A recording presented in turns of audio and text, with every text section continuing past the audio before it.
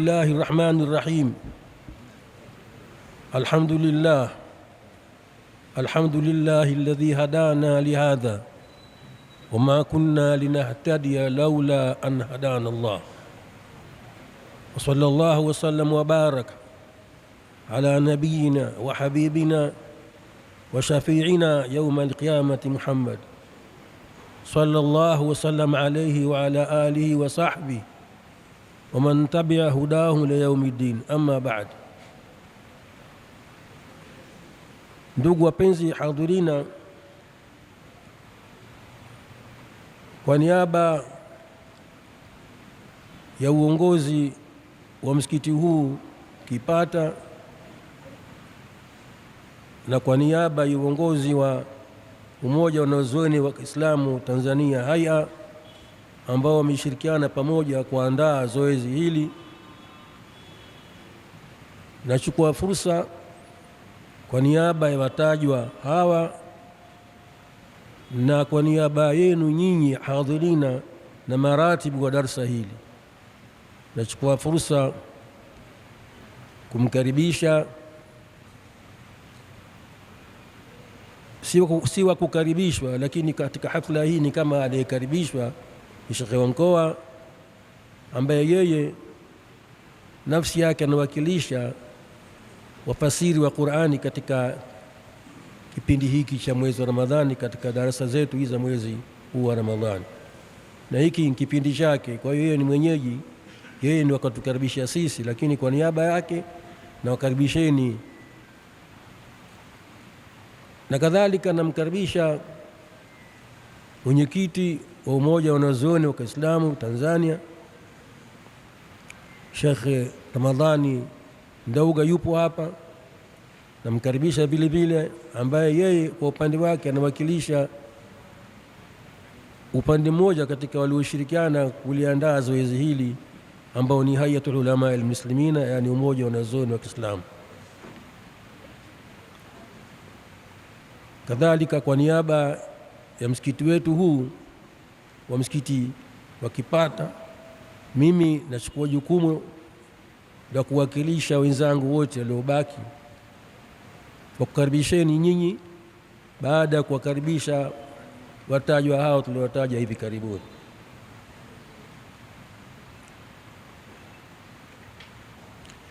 Tunamshukuru Allah azza shanu. Darasa hili la tafsiri ya Qur'ani ni la siku nyingi sana, zaidi ya muongo mmoja hivi sasa, na katika mwaka huu Allah katuwezesha kuanza tangu mwezi mosi wa Ramadhani kwa mujibu wa tarehe yetu, na leo tunamalizia. Ndio ada yetu sisi, tukifika mwezi 26 huwa tunahitimisha darasa letu hili kwa ajili ya kuitayarisha kwa mengineyo ambayo katika mambo ya lazim pia katika huu mwezi wa Ramadhani.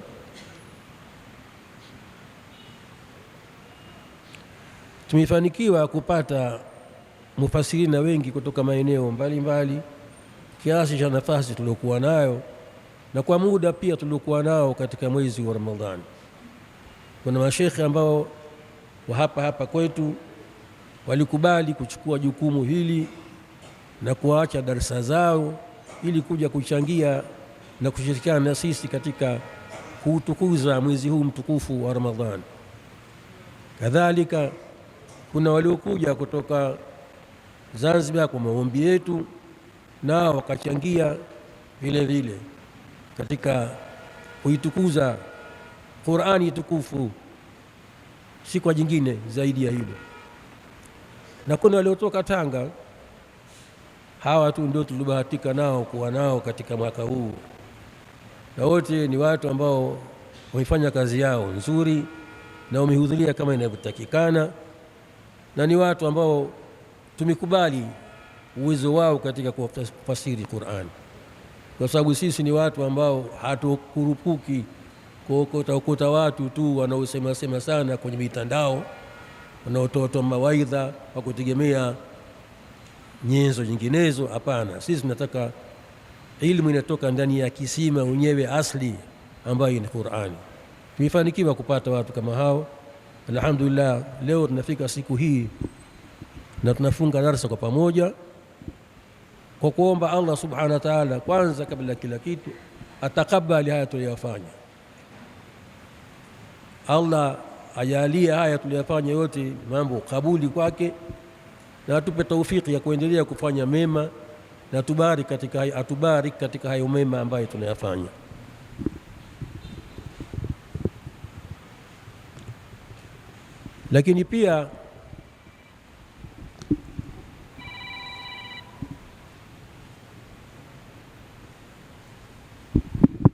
Lakini pia hapa kwa vile ndo tunamalizia nguo yetu hii, nachukua fursa vile vile kuwakumbuka kwa wema sana na kutawasal na kazi hii tulioifanya ya mwezi mzima, kutaka tawasul kwake Allah subhanahu wa ta'ala kwa amali njema hii, kuwaombea maghfira, kuwaombea msamaha na malipo makubwa kwa Allah wale ambao wengine katika sisi wenzetu washatangulia mbele ya haki, ambao wameshiriki kwa mwanzo mpaka mwisho katika taratibu zetu hizi za kuitukuza Qur'ani katika mwezi wa Ramadhani. Namkumbuka hapa Sheikh Said Nasir ambaye ilikuwa ndo mweka hazina katika msikiti huu, lakini pia katika hawa walioasisi darasa hili na ndio wafadhili vile vile. Namkumbuka kwa wema sana na natawasal kwa amali zetu zote hizi, Allah subhanahu wa ta'ala amweke mahala pema, amzidishie ujira wake na mnufaishi kwa Qur'ani kote alipo. Kadhalika namkumbuka Sheikh Ali Said Basalih ambaye pia ni katika viongozi wa utaratibu wetu huu, tulikuwa naye mpaka mwisho, mpaka Allah subhanahu wa ta'ala akafupisha umri wake. Kadhalika namkumbuka mwenzetu katika mufasirina tulikuwa nao, ambao tulikuwa tukumuita charaka, kwa sababu ilikuwa akikosekana mtu kwa dharura haraka ukimpigia simu anatoka kutoka Argentina kuja hapa. Unajua Argentina mbali sana pale Maka karibu kwa Argentina, lakini anatoka huku mpaka hapa kuja kuliendeleza jahazi hili, Sheikh Yusuf Salim rahmatullah alayhi. Lakini hapa msikitini pia kuna wenzetu ambao wametoka, nao walikuwa ni mushajirina wa darasa hizi na ilikuwa hakosekani. Muhammad Kapera huyu naye vile vile katika wapenzi wa darasa hili tunamkumbuka vizuri sana. Kadhalika tulikuwa naye mwenzetu hapa Sheikh Abdallah Mzee, nyinyi mnamuita Abdallah Mwita, jina hili mlisikia hapa, lakini mimi ninavyomjua ni Abdallah Mzee, ambaye baadaye aliumwa hawezi kuhudhuria darasa hizi, lakini tulikuwa naye katika darasa na ni mwenzetu vile vile. Tulikuwa naye Abdul Latif Suma. Hawa ni watu ambao walikuwa wakishirikiana na sisi katika darasa hii. Wengine wanachangia kuuliza maswali, wengine wanachangia kwa kutoa mwongozo pakiwa pana kasoro zilizotokeza. Hawa wote tunawataja, Mwenyezi Mungu awajazi kheri, Mwenyezi Mungu awalipe. Hii Qur'ani ifanye kazi huko kama inafanya kazi Qur'ani katika ardhi yetu hii. Hapa tumeona umuhimu wa Qur'ani. Jambo kubwa la mwezi wa Ramadhani ni Qur'ani. Jambo kubwa hasa katika mwezi wa Ramadhani ni Qur'ani, kwa sababu bila Qur'ani hakuna Uislamu. Alislamu huwa alkhudhu walinqiyadu lima jaa bihi Rasulullah. Kabla bwana mtume hajapewa Qur'ani ilikuwa hakuna Uislamu. Kwa hiyo ni lazima ukitaka Uislamu kwanza urejee katika Qur'ani, uweke mbele macho yako, uweke mbele Qur'ani Qur'ani mbele ya macho yako, ndipo utakapokuwa wewe kweli umeupata ule Uislamu ile.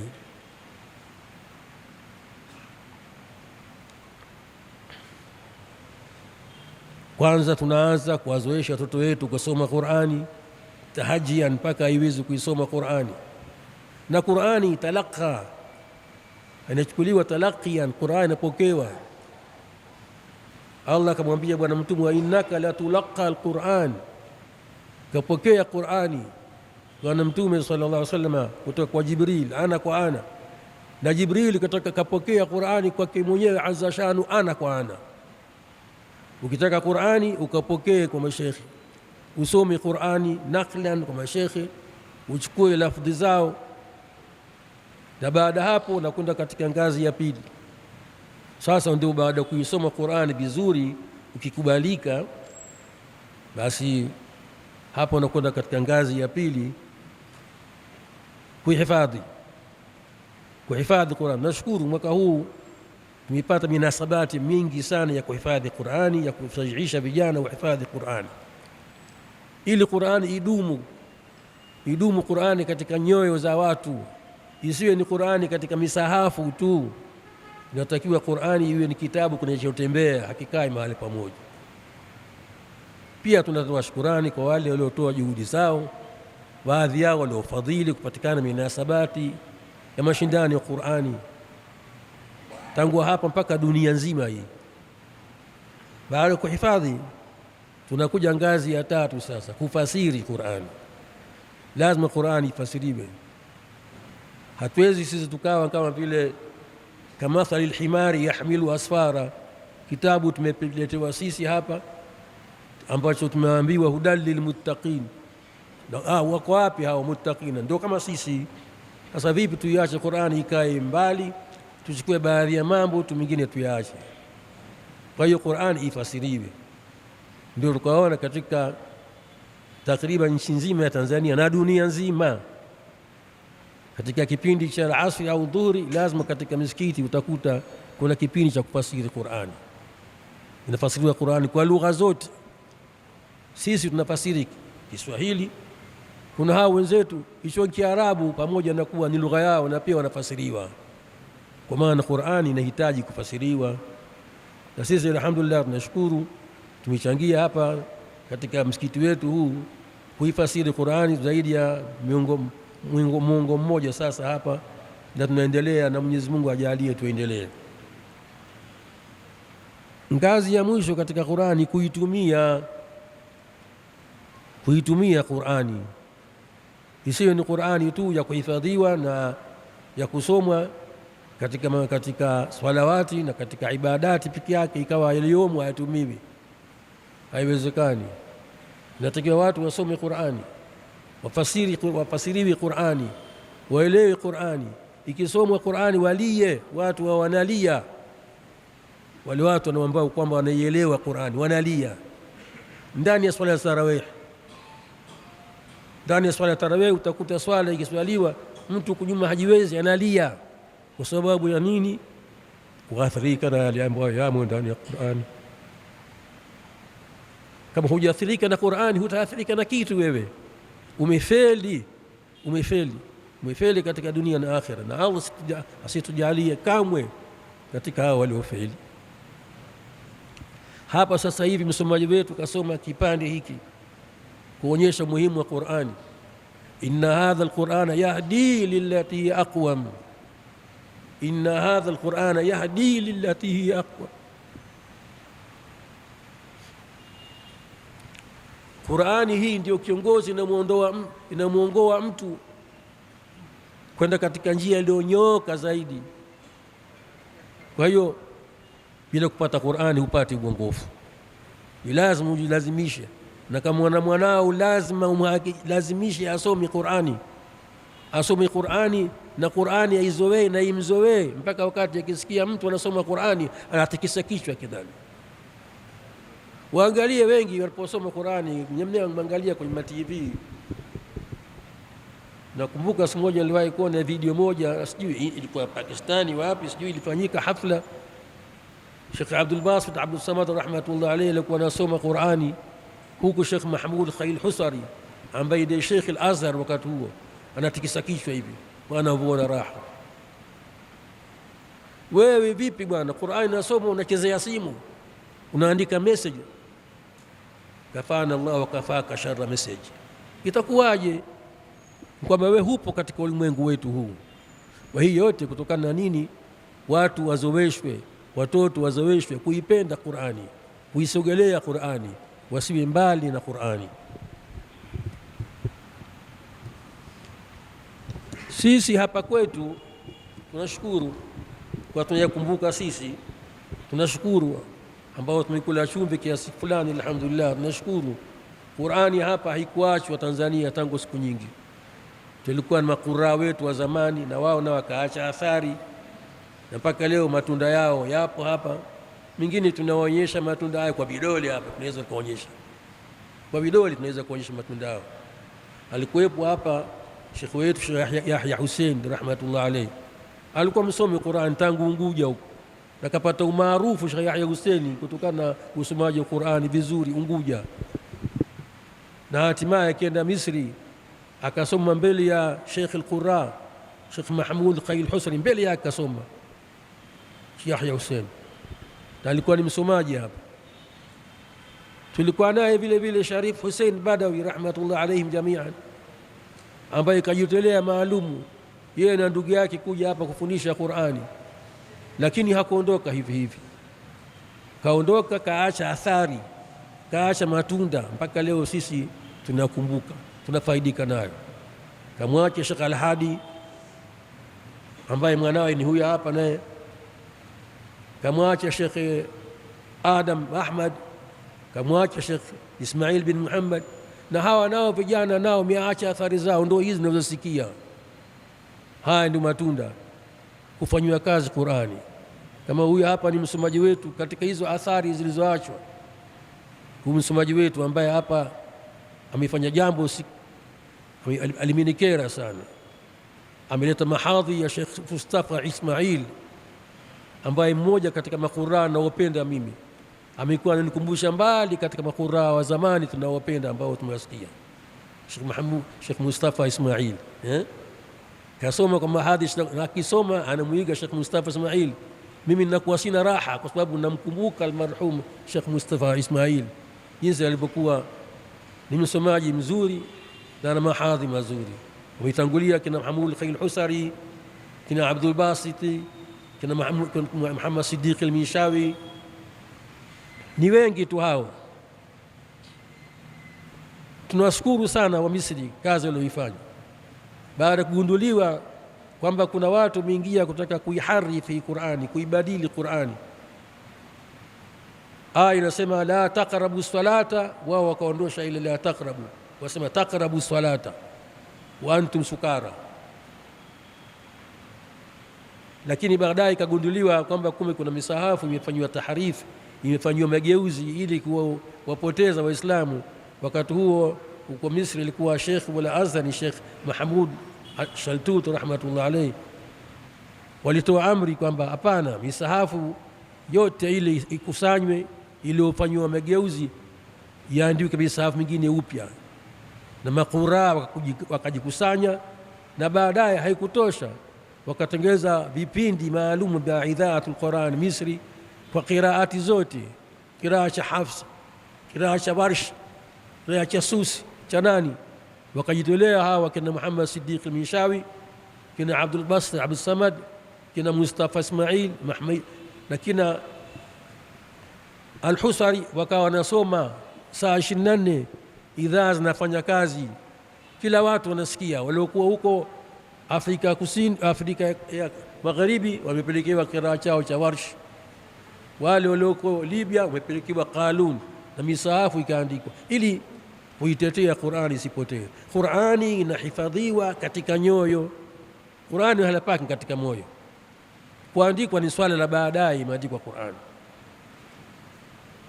kwa sababu Qur'ani tumesema kaipokea Jibril kutoka kwa Allah azza shanu, ana kwa ana, akashuka nayo mpaka moja kwa moja kwa mwenyewe Bwana Mtume sallallahu alaihi wasallam akaipokea.